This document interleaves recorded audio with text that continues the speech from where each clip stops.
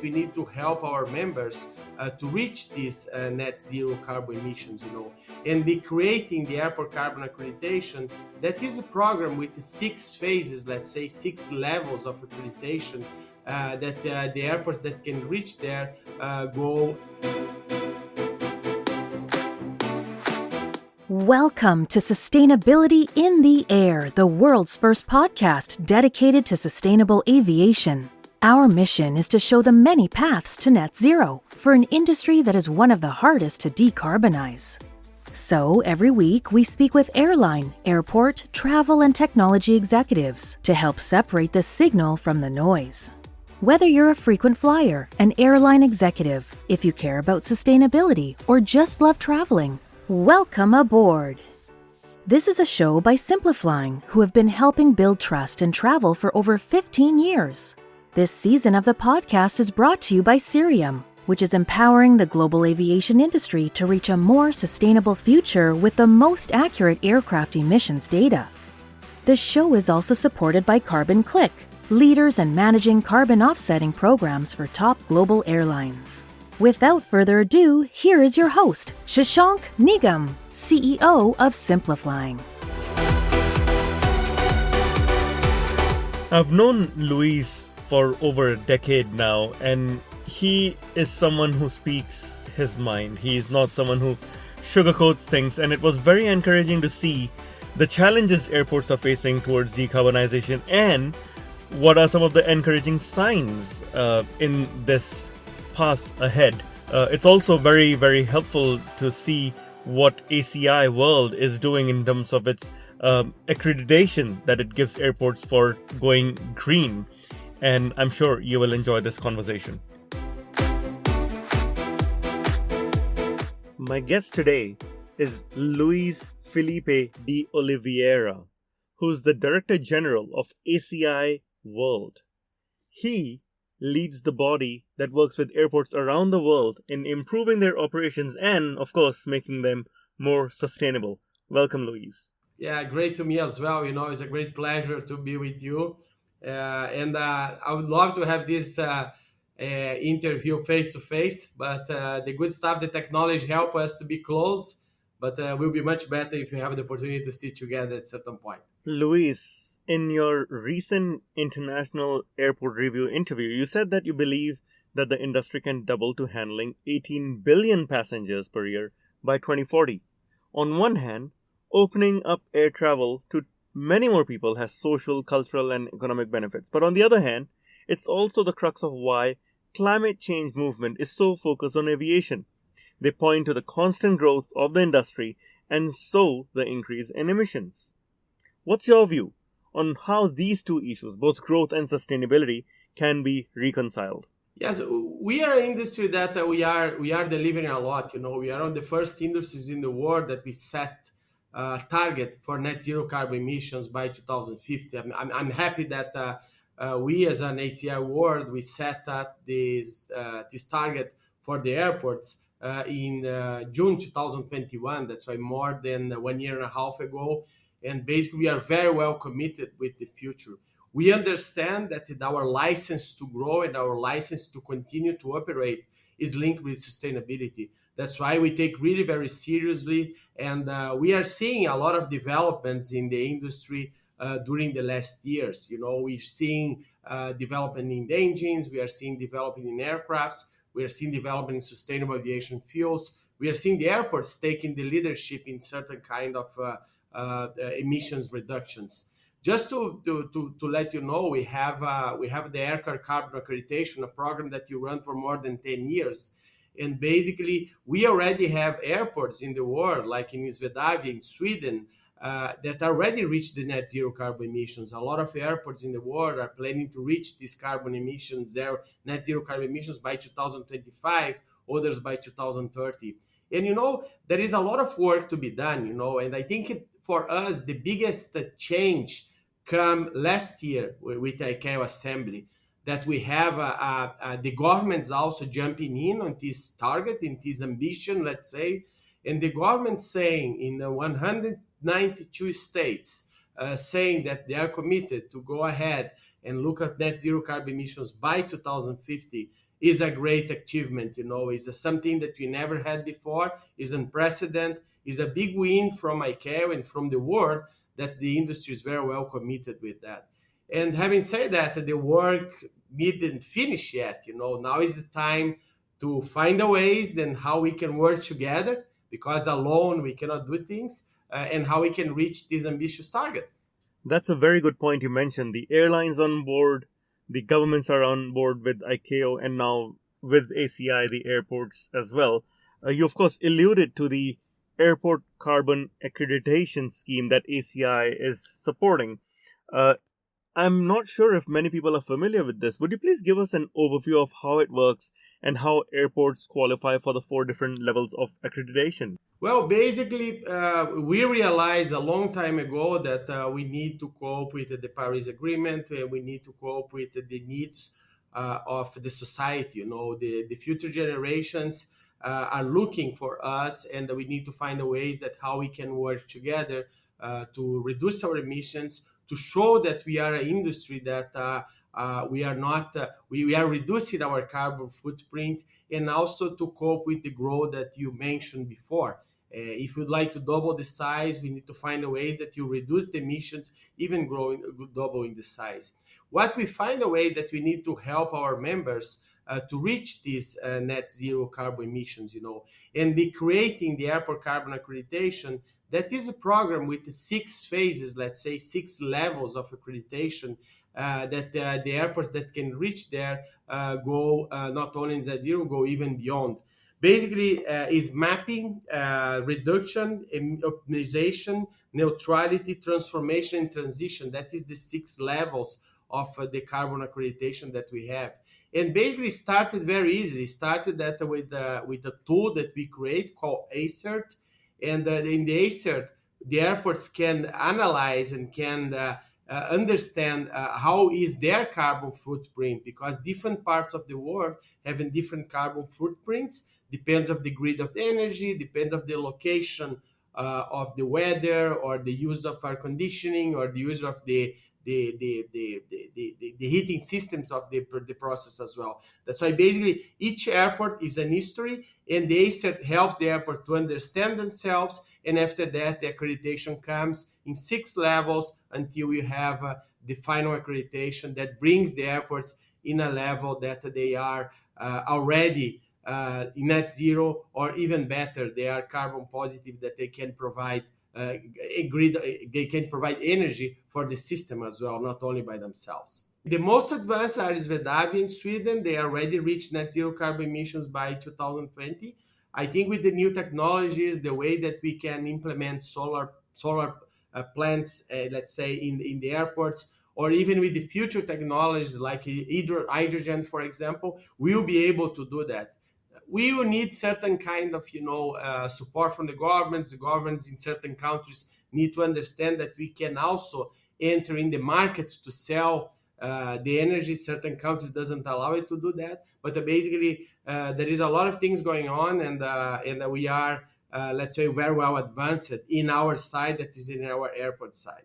Now, these initiatives are really encouraging. Let's delve into them one by one, Louise. I've spoken with the head of sustainability at Airbus, and she is betting big on hydrogen. I've spoken with the folks at Universal Hydrogen. I've had the CEO of Zero Avia, who's come on again talking about the potential for hydrogen. But the challenges, one of the big challenges, is that new airport infrastructure will be required to store hydrogen. There was a recent report that stated that by 2050, a large airport would need the equivalent space of a new airport terminal to deal with just hydrogen storage. How do you see airports overcoming that challenge? This topic is of high priority for us, and you are right. To construct and to build a green facility that provide and produce hydrogen in our airports, we need to have a space. Most of the airports in the world have constrained in space,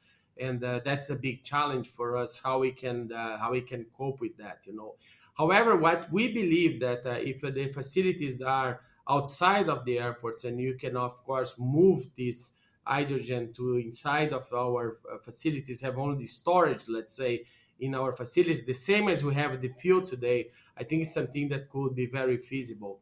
The hydrogen, the good stuff is that basically we cannot use only for the internal use. That's why we can use for internal use in the future to use maybe in to move the cars that are inside of our airports to use as an energy inside of our airports as well. But when the technology allows, how we can use that in the aircrafts as well, and that is something that we are looking for. We believe that the technology will reach that point in certain way. Sooner or later, that will arrive. And having focus on that, what we did last year, together with ATI, that is institution, the Aerospace Technology Institute in UK, we developed a paper to guide the airports and how to build and how we can work with a facility of hydrogen inside of our buildings. That's why basically is one of the first studies that will evolve a lot, during the next years. But basically we are already thinking about that. There is some airports like Vinci in Lyon already working in certain facilities of hydrogen there as well. And you see more and more coming in the near future, where the airports are investing and working together with third parties to find the ways to provide another sources of green energy in our facilities. Really glad to hear that, and it's encouraging to see what's happening. Now, the other promising technology is solar, of course. I had the CEO of Dubai Airports recently on the show, and he shared that Dubai Airport has installed 15,000 solar panels on top of the building at Terminal 2, and that takes care of about 29% of the total energy costs. I also know that Edmonton Airport is building the airport solar city, which is the world's largest airport solar farm when it will be complete. Do you foresee other airports going down this road and actually creating their own renewable energy power sources? Yeah, that is amazing that Edmonton is doing there, and you see different examples in different parts of the world. Depends of the constraint of the area of the airport.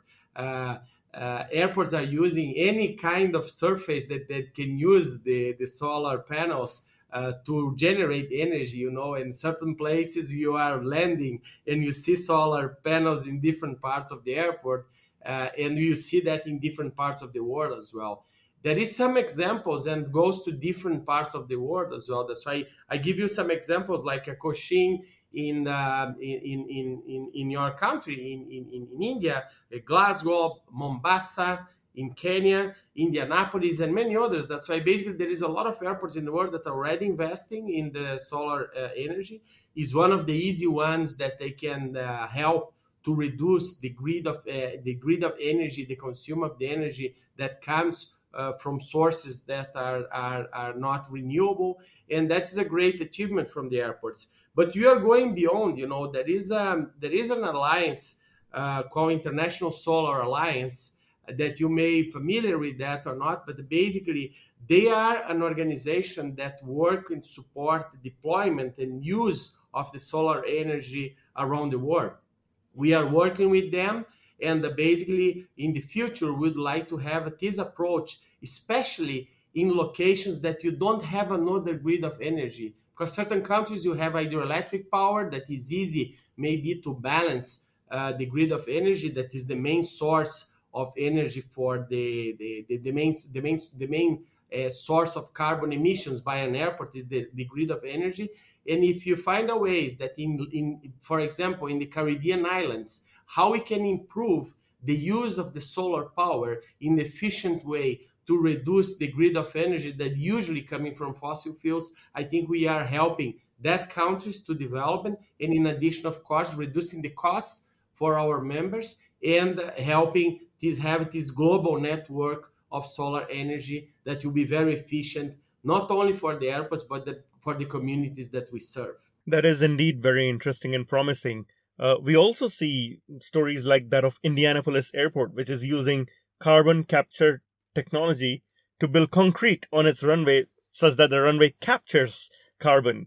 Now, when it comes to infrastructure and construction, What kind of sustainability initiatives do you see your partners and members doing where the airport needs to build new infrastructure? Yes, the buildings need to change. That's why the technology in the construction side need to change in order to provide a more green buildings. That there is a lot of investment. We estimated that is around the 2.5 to 3 trillion dollars of investments in the next 30 years in the aviation, in the airport sector, to build and also to refurbish, let's say, the facilities. That's why greenfields and brownfield airports, and how we can adapt. And this new technology will allow, of course, to have more use of the solar light or the daylight in our buildings, the implementation of the LED lights inside of our buildings as well. That there is a lot of things that needs to be used in terms of the technology as well. How we can control the temperature of the airport, considering the flux of the passengers. That's why there is a lot of technology in the building side. There are a lot of technology that need to be used in the consume of the energy as well. The reuse of the water that they generated by the air conditioning as well is something that you need to think. That's why there is a lot of technology that is supporting the development of the green airports and the airports of the future as well. You're right. There are lots of innovations in this area. I know, for example, Bangalore Airport is harvesting water and reusing it for airport operations as well. Now, let's talk a little about sustainable aviation fuel, or SAF.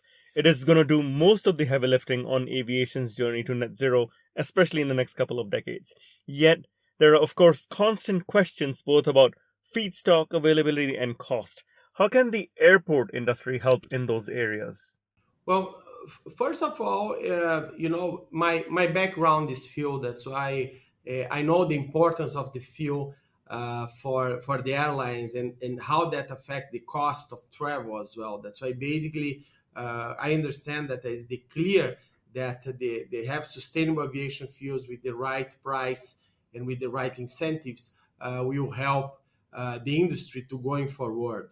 If you see how many aircrafts the manufacturers are planning to deliver in the future years, and these aircrafts are jet fuel run. That's why we are not seeing yet other aircrafts, especially for medium and long haul, that are not using the jet fuel or sustainable aviation fuels to fly. That's why we have the technology today. The aircrafts can fly sustainable aviation fuels, in certain cases even 100%.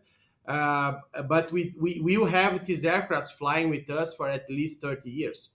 And that's why the only way that we can reach these net zero carbon emissions is using the sustainable aviation fuels. And to use the sustainable aviation fuels, you need to increase the production. Nowadays we have some companies that are producing, but is the common case is supply and demand. That's why if you have the supply and demand, we need to manage the price that will come out of that. If you don't have the supply, the price goes up. If you have the supply, the price goes down. That's why it's question of the manufacturers or the producers of the sustainable aviation fuel really believe in entering this journey to start to produce more. And that will come, in my view, with two ways: incentives, and in addition, a kind of mandates. That's why if you mix incentive and mandates, you manage the price and you manage the started to use of the sustainable aviation fuels for the future. And if you are able to provide sustainable aviation fuels, we need to have an infrastructure at the airport that can cope with that can deal with that. That's why what airports are doing is basically, first, trying to use sustainable aviation fuels for their own fleets or move to electricity. Second, how we can have the facilities that cope with the use of the sustainable aviation fuels. That's why we also produce with the ATI a study that what kind of infrastructure the airports need to have to future use of the sustainable aviation fuels at the airports as well. How we can incentivize the airports to use that.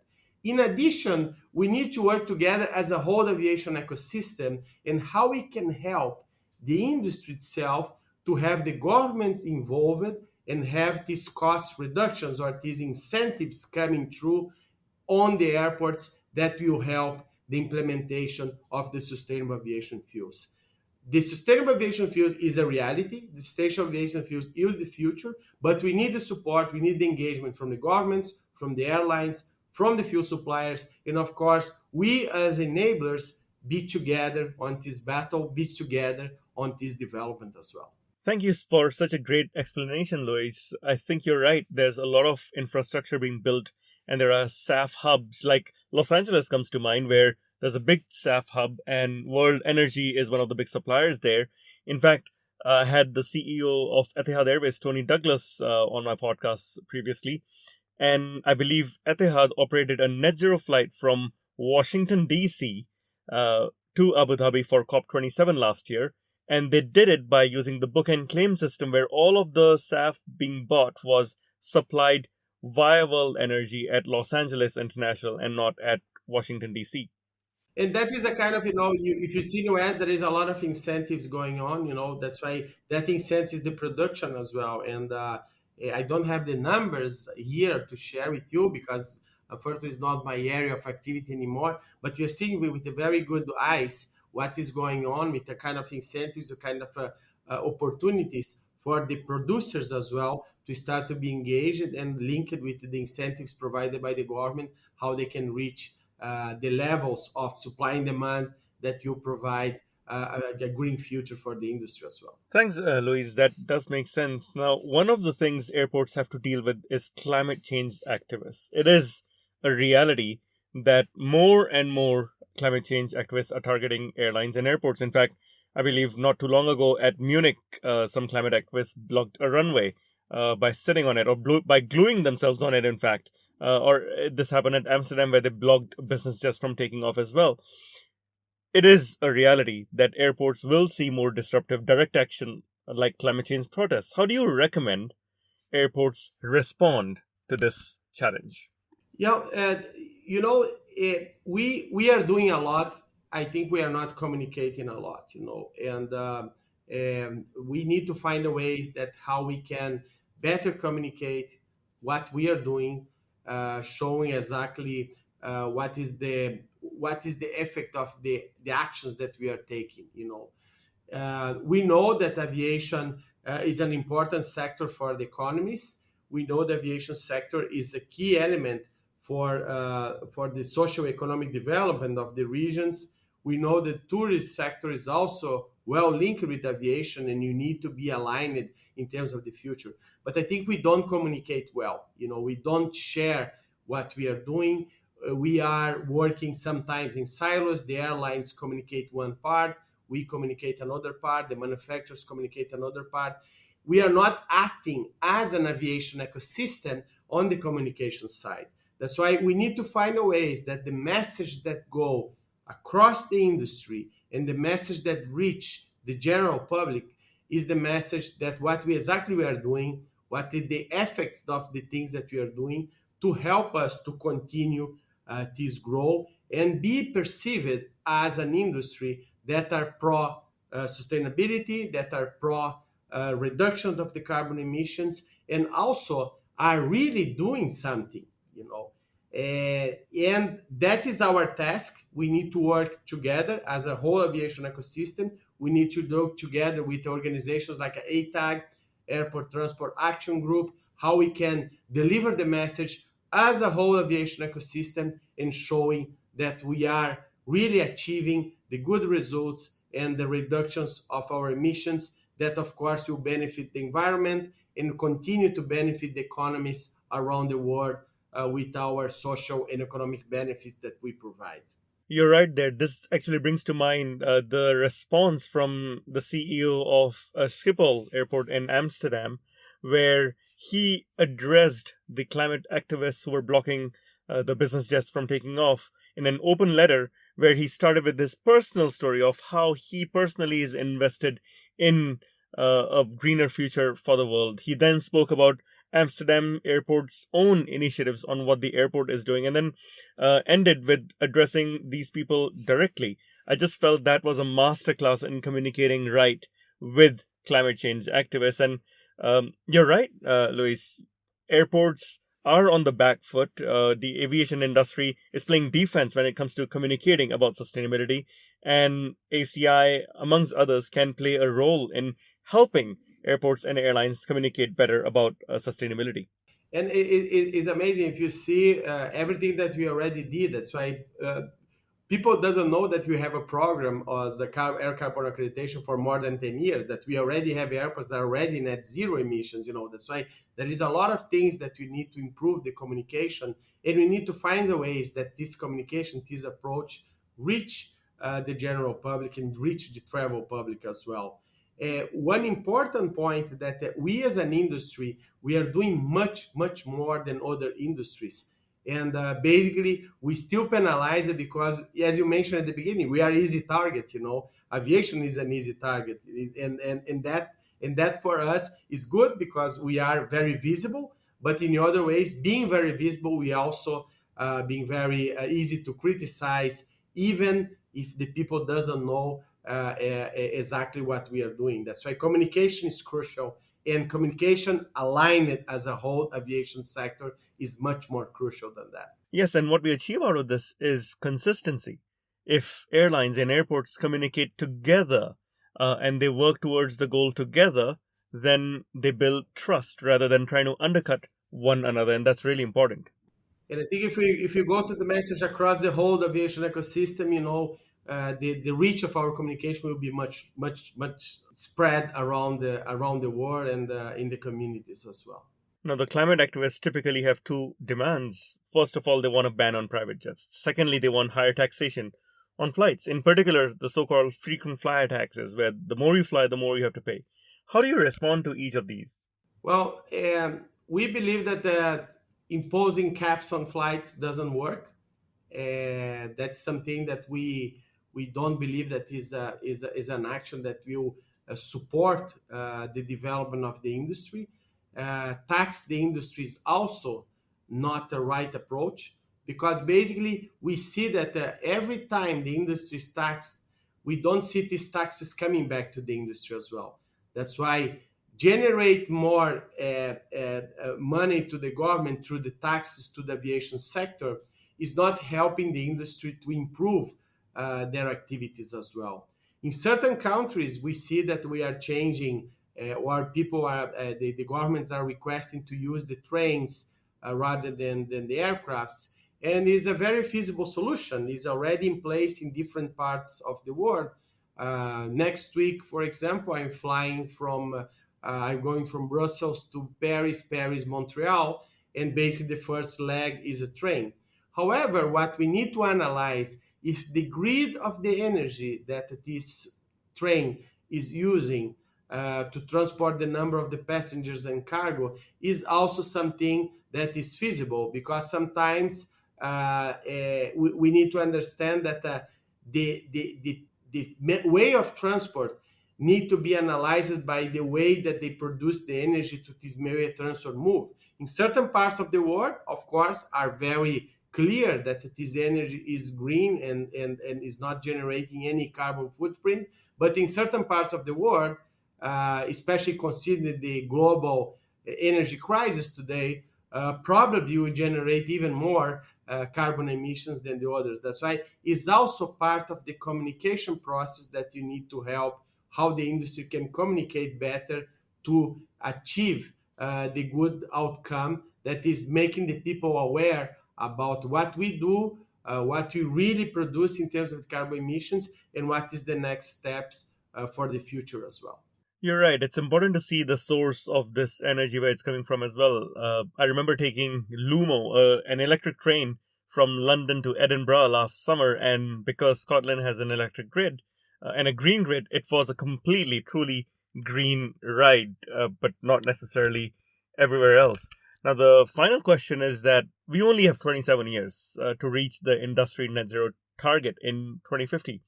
Are you an optimist, Luis? Do you think we will get there in time? Well, I was the one that was incentivized a lot the industry to set this target.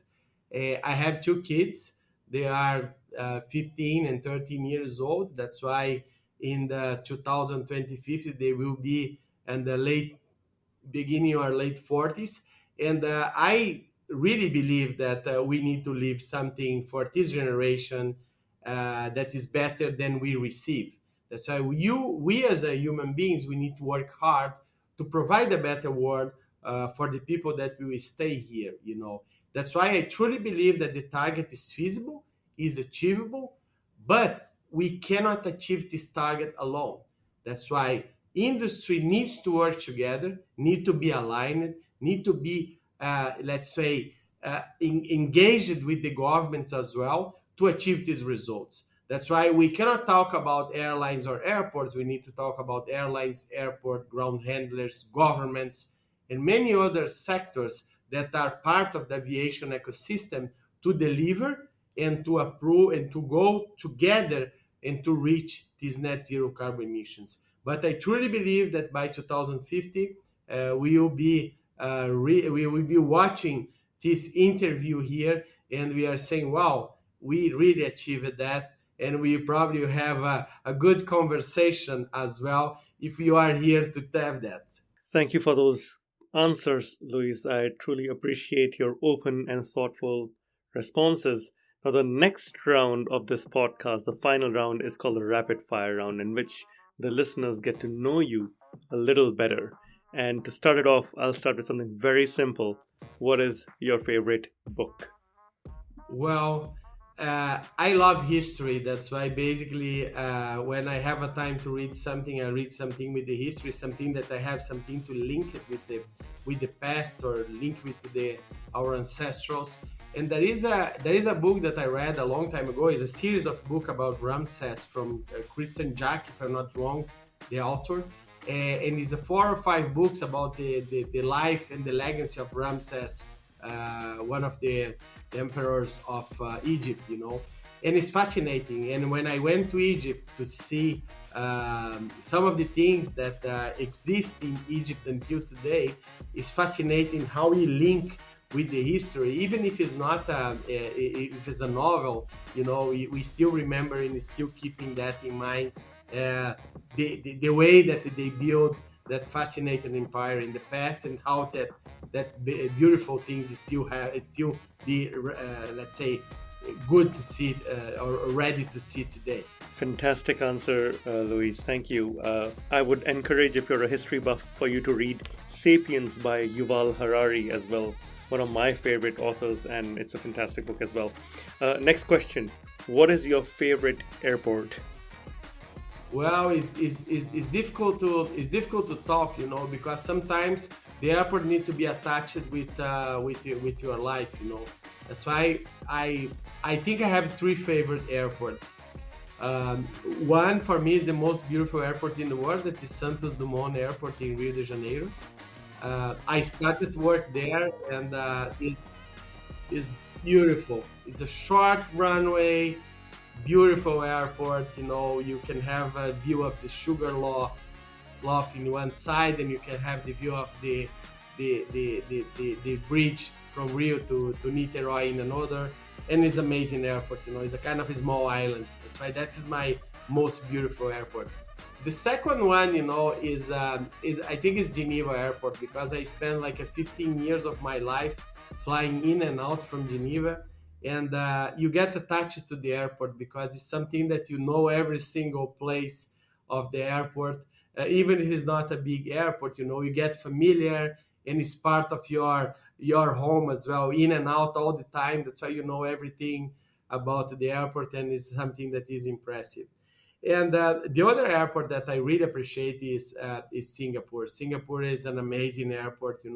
What they did with Singapore is something impressive in terms of what they built for the city as well. That's why the airport is not only a way that people get in and out of the country, but the way that people can spend the weekends, can have their time off as well. That's why it's a great airport as well, not only by the airport, but what they promote and propose to the city as well. That's why, in certain ways, that is, I have many other ones in my list, but I think 3 of them is good enough. Totally agree with that. Singapore Changi Airport being close to my heart. I spent 16 years in Singapore, and I have great memories of being in Changi.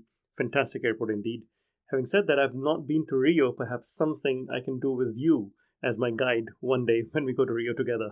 You must go. It's amazing. Landing and departing from there in a sunny day is amazing. Next question. What's your favorite city?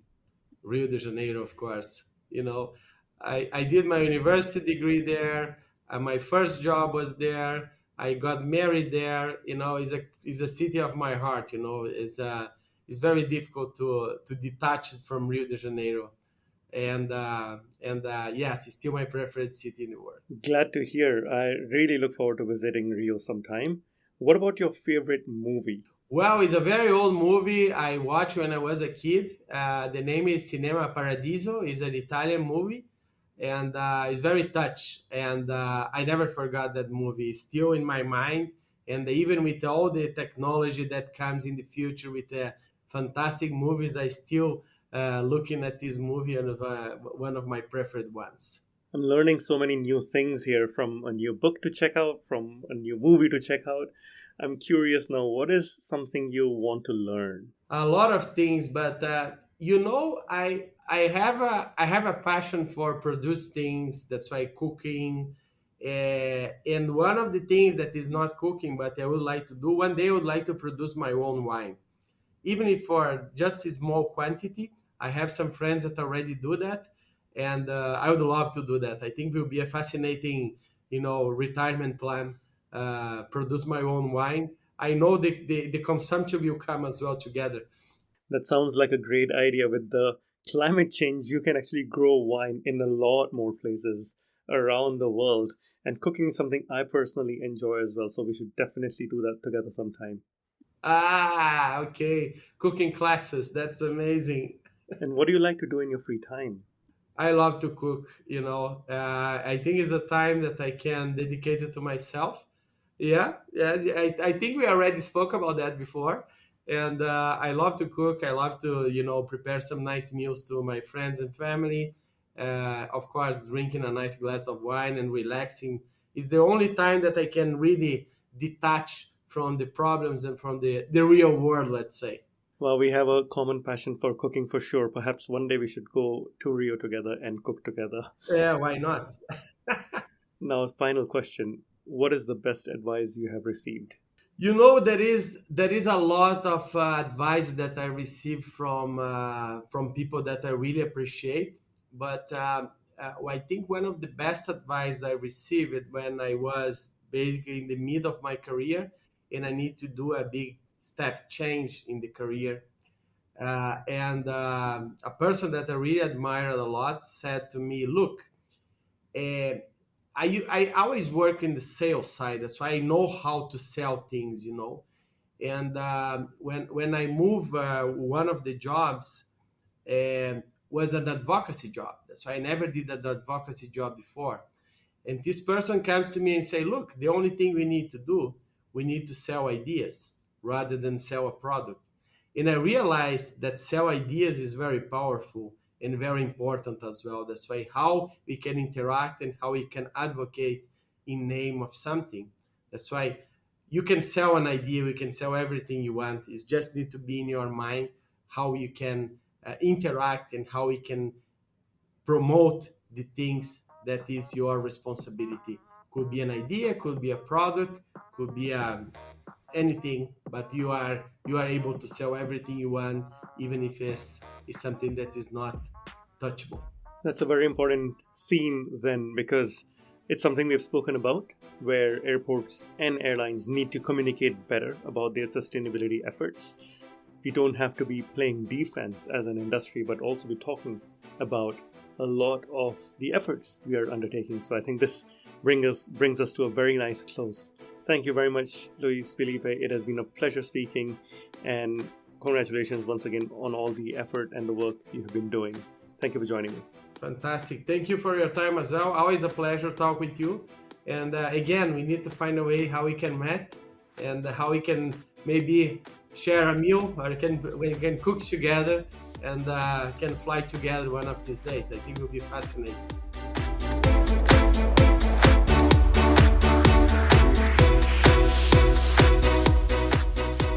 Thank Thank you for listening to this episode of Sustainability in the Air, the world's first podcast dedicated to sustainable aviation. Awareness is the key to a green future, so please give us your support to help our sustainable aviation insights reach a wider audience. You can do this by sharing us with your network or leaving a review. For more information on how aircraft emissions data can help you reach your sustainability goals, visit Cirium from the link in the show notes. You can start a conversation with us at podcast@simpliflying.com. And for more content on sustainable aviation, please visit our website, simpliflying.com, and join the movement.